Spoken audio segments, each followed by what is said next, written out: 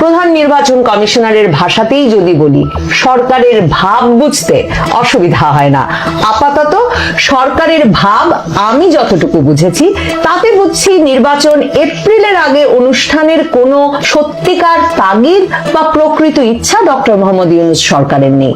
Doctor Mohammad Yunus Tarique রহমানের সাথে সাক্ষাৎকারে এক রকমের বুঝ দিয়ে এসেছেন যে সবকিছু ঠিক থাকলে হলেও হতে পারে ফেব্রুয়ারিতে নির্বাচন, কিন্তু ফেব্রুয়ারিতে নির্বাচন আয়োজনে তার কোনো তাগিদ নেই বলেই বিদেশি সংবাদ মাধ্যমের সঙ্গে সাক্ষাৎকারে তিনি এখনো বলছেন এপ্রিলে নির্বাচন, এপ্রিলে নির্বাচিত সরকারের কাছে ক্ষমতা হস্তান্তর এবং তারপর তাদের উধাও হয়ে যাওয়া।